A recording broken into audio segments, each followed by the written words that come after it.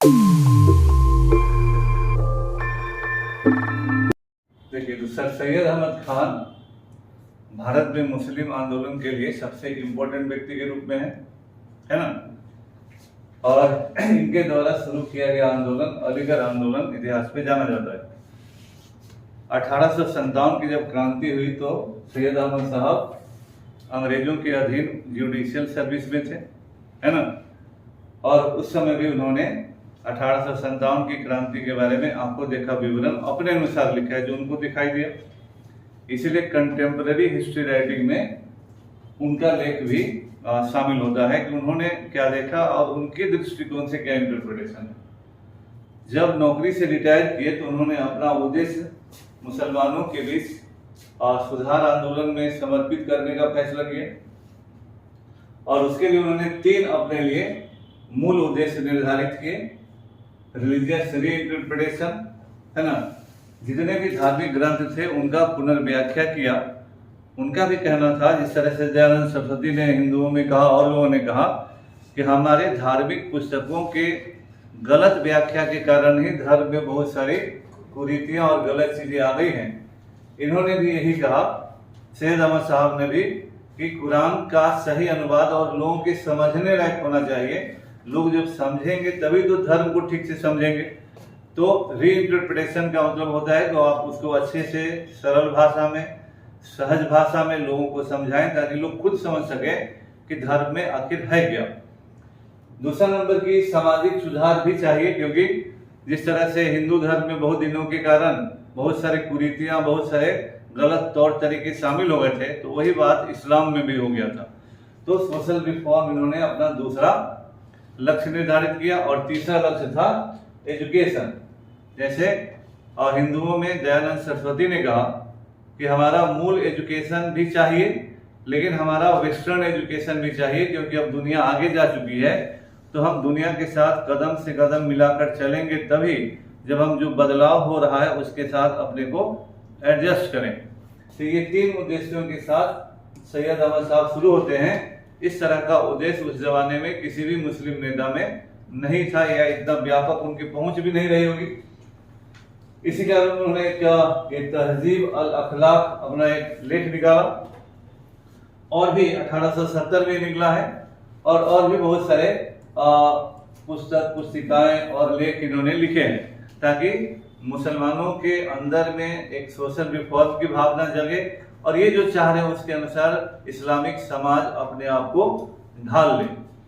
इसी हिसाब से 24 मई 1875 24 में 1875 बहुत इंपॉर्टेंट है, क्योंकि यह क्वीन विक्टोरिया का बर्थ एनिवर्सरी था। क्वीन विक्टोरिया के बर्थ एनिवर्सरी के अवसर पर ही उन्होंने मोहम्मदन एंग्लो ओरिएंटल स्कूल की स्थापना की, है ना। और यही जाकर 77 में स्कूल जो है वो कॉलेज के रूप में कन्वर्ट कर जाता है ना। और आगे चलकर आप जानते हैं कि अलीगढ़ यूनिवर्सिटी हो गया। तो स्कूल से शुरू हुआ, कॉलेज हुआ और आगे चलकर यूनिवर्सिटी में कन्वर्ट कर गया। सर सैयद अहमद खान शुरुआत में हिंदू मुस्लिम एकता के समर्थक थे और मुसलमानों के द्वारा हिंदुओं को काफिर कहे जाने के खिलाफ थे। वो कहा करते थे कि हिंदू और मुसलमान इसी गंगा जमुनी तहजीब के हिस्सा हैं। हिंदू और मुसलमान एक सिक्के के 2 पहलू हैं। लेकिन आगे जैसे मोहम्मदन एंग्लो ओरिएंटल स्कूल और कॉलेज खुला तो इसके प्रिंसिपल प्राय अंग्रेज ही हुए। 1857 की क्रांति के बाद भारत में अंग्रेजों का रवैया हिंदू और मुसलमानों के दोनों के प्रति बदल गया। जैसे पहले ही बताया आपको कि 1857 की क्रांति के पहले अंग्रेज प्रो हिंदू थे, क्योंकि उन्होंने भारत में मुसलमानों से सत्ता छीनी थी। लेकिन 1857 में नॉर्थ इंडिया के हिंदू 1857 की क्रांति में अंग्रेजों के खिलाफ लड़े। बंगाल आर्मी जो नॉर्थ इंडियन आर्मी मेनली थी, वह सबकी सब रिवेल कर गई अंग्रेजों के खिलाफ। यहाँ से अंग्रेजों ने अपनी नीति में बदलाव किया। डिवाइड एंड रूल पॉलिसी तो हर जगह लागू किया ही, लेकिन यहाँ से वो प्रो मुसलमान और एंटी हिंदू हो जाते हैं। अब मुसलमानों में आर्थिक पिछड़ापन था, शैक्षणिक पिछड़ापन था, हर मामले में। चूंकि मुसलमानों के लिए उनका जो मुस्लिम शासन का प्रोटेक्शन था पैट्रोनेज था वो खत्म हो चुका था। अब उनके मुसलमानों का जो अधिकांश हिस्सा है वह भूमिहीन है, जमीन नहीं है। बहुत कम लोग हैं ना नवाब या उस तरह के लोग हैं जो इनके पास ज़्यादा जमीन है। तो मुस्लिम लोगों में भी जो अपर कास्ट लोग हैं वो समृद्ध है, शेष जो है वो तो लगभग भूमिहीन है। तो वैसे लोगों को मुस्लिम पीरियड में कहीं ना कहीं कोई संरक्षण मिल जाता था। लेकिन मुस्लिम राज खत्म होने से और अंग्रेजों के राज स्थापित होने के बाद से वैसे मुसलमानों में भुखमरी हो गई, बेरोजगारी हो गई, रॉयल पैट्रोनेज खत्म हो गया, तो किसी भी तरह की नौकरी खत्म हो गई। अंग्रेजों के समय अंग्रेजी पढ़े लिखे लोगों को नौकरी मिलने लगा, और पहले के समय पर्शियन, अरबी या उर्दू आप पढ़े हुए हैं तो नौकरी मिलती थी। अब इस जमाने में उर्दू, अरबी, पर्शियन का कोई भी कुछ नहीं था, तो जो उसके सहारे अपनी जीविका चला रहे थे वो बहुत मुश्किल में आ गए, है ना। ये सब बातें धीरे धीरे, और प्लस इन स्कूलों को अंग्रेजों का संरक्षण मिला। धीरे धीरे सैयद अहमद साहब अंग्रेजों से प्रभावित हुए, और अंग्रेजों को इतना जानकार, बुद्धिमान और बड़ा आदमी चाहिए था अपने लिए, जो अंग्रेज on behalf of the British Muslim समुदाय को अंग्रेजों के पक्ष में करे। और भारत में इस समय पॉलिटिकल एक्टिविटी सब बढ़ने लगी थी, और संगठन भी बनने लगे थे। 1885 में कांग्रेस के बनने की बात हो रही थी।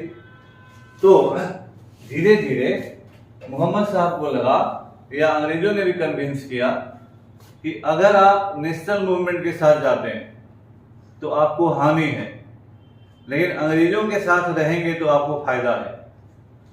यही जो कन्विंस किया गया, यही आगे चलकर सेपरेटिज्म को जन्म देता है। मोहम्मद साहब कन्विंस हुए कि मुसलमान भारत में, मुसलमानों की संख्या बहुत कम है, they are smaller in number, पहला नंबर। दूसरा number, educationally the Muslims are backward, शैक्षणिक रूप से मुसलमान पिछड़े हैं। पॉलिटिकली इमैच्योर है, राजनीतिक रूप से वो मैच्योर नहीं है, प्रौढ़ नहीं है। और आर्थिक रूप से, इकोनॉमिकली दे आर इनसिक्योर, आर्थिक रूप से असुरक्षित है। तो मुसलमान संख्या में कम है, शिक्षा में कम है, आर्थिक रूप से पिछड़े हुए हैं, राजनीतिक रूप से अपरिपक्व है। तो अगर हम अंग्रेजों का साथ छोड़कर नेशनल मूवमेंट के साथ जाते हैं तो there will be loss of patronage, संरक्षण का अभाव होगा, और हम हिंदू मेजोरिटी के अधीन हो जाएंगे, है ना। हिंदू हम लोगों पर रूल करेंगे, हमको दबाएंगे। तो अभी इनको लगता था कि जो मध्यकाल से लेकर अभी तक थे तो हम शासक वर्ग थे, हम रूलिंग एलिट थे, हम राजा थे, नवाब थे, जमींदार थे। तो हमको सोशल सबऑर्डिनेशन या सामाजिक अधीनता का सामना नहीं करना पड़ा। जब आप पॉलिटिकली साउंड है, पॉलिटिकली प्रोटेक्टेड है, पॉलिटिकली मजबूत हैं, तो आपको सामाजिक रूप से अगर न्यूमेरिकली कम है तो दिक्कत नहीं होगी। लेकिन जब राजनीतिक वर्चस्व खत्म हो गया, जब उस पॉलिटिकल क्लास को अंग्रेजों ने रिप्लेस कर दिया, और अंग्रेज प्रथम 100 साल प्रो हिंदू रहे, तो इनको लगा कि हमारा राजनीतिक पहुंच खत्म हो गया, तो सामाजिक पहुंच खत्म हो गया, आर्थिक रूप से पिछड़ गए। तो इनको लगा कि अब अगर हम अंग्रेजों का साथ छोड़ देते हैं तो हम हिंदुओं के अधीनस्थ हो जाएंगे। इस चीज को अंग्रेजों ने भी मुसलमान लोगों के दिमाग में भरा, सैयद अहमद साहब के दिमाग में भरा। और हंटर ने जब इंडियन मुसलमान किताब लिखा तो उसका भी उद्देश्य यही था कि मुस्लिम लोग में हिंदुओं का डर पैदा करें, और ये मैसेज देने का प्रयास करें कि मुसलमान अगर अंग्रेजों के साथ रहेंगे तो उनको नौकरी भी मिलेगी, संरक्षण भी मिलेगा, क्योंकि अब शासक का संरक्षण मिलेगा। तो जब आपको पॉलिटिकल क्लास का संरक्षण मिलता है तो आप एकदम शक्तिशाली अपने आप को महसूस करते हैं। कैसे कोई आदमी कहते हैं कि हाँ हमारे नेता अमुक आदमी, हम उनके आदमी।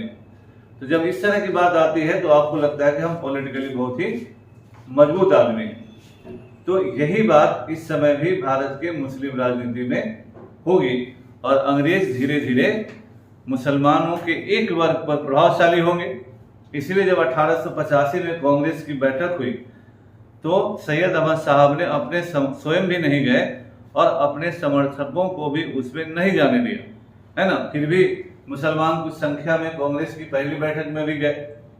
और यही जो राजनीति बदलती है, तो 1887 में बदरुद्दीन तैयब जी को कांग्रेस को अध्यक्ष बनाना पड़ता है, क्योंकि अंग्रेज और ये लोग कांग्रेस को हिंदुओं की पार्टी कहने लगे थे, है ना। तो कांग्रेस को अपने ऊपर लगे हुए इस प्रभाव को, दाग को हटाना था। तो 1887 में सर बदरुद्दीन तैयब जी को कांग्रेस का अध्यक्ष बनाया गया। बदरुद्दीन तैयब जी कांग्रेस के अध्यक्ष बनने वाले पहले मुसलमान हैं, है ना। तो यह संदेश देने का प्रयास हुआ कि कांग्रेस हिंदुओं की पार्टी नहीं है। अगर हिंदुओं की पार्टी रही होती तो बदरुद्दीन तैयब जी कांग्रेस के अध्यक्ष नहीं हुए होते। और उसी बैठक में यह भी तय हुआ, क्योंकि जब ये कह रहे थे लोग कि हिंदू मेजोरिटी हमेशा रहेगा, तो जब डेमोक्रेटिक सिस्टम में बहुमत से फैसला होगा तो मुसलमानों की तो कभी चलेगी ही नहीं, हिंदू जो चाहेंगे वही करेंगे। तो 1887 के कांग्रेस की बैठक में यह फैसला हुआ कि अगर किसी भी माइनॉरिटी या मुसलमान से जुड़ा हुआ मसला कांग्रेस के विचार विमर्श के लिए तभी आएगा जब उस बैठक में शामिल मुसलमानों का बहुमत उसके पक्ष में हो। अर्थात कोई प्रस्ताव मान लीजिए मुसलमानों के संदर्भ में आना है डिस्कशन के लिए, और समझिए कि इस बैठक में 50 मुसलमान आए हुए हैं, तो पहले वह प्रस्ताव मुसलमानों के बीच भेजा जाएगा कि क्या आप चाहते हैं कि इस मुद्दे पर हम लोग डिस्कशन करें। तो अगर 50 मुसलमान मेजोरिटी से डिसीजन लिए कि हाँ कांग्रेस डिसीजन इस पर विचार विमर्श करे, तभी कांग्रेस उस पर विचार विमर्श करेगी। अगर वो मुसलमान बहुमत से ये फैसला करते हैं कि नहीं कांग्रेस इस पर विचार विमर्श नहीं करे, तो कांग्रेस नहीं करे। तो जो बहुमत का डर, ये दोनों चीज को एड्रेस करने का प्रयास किया गया 1887 के कांग्रेस के अधिवेशन में।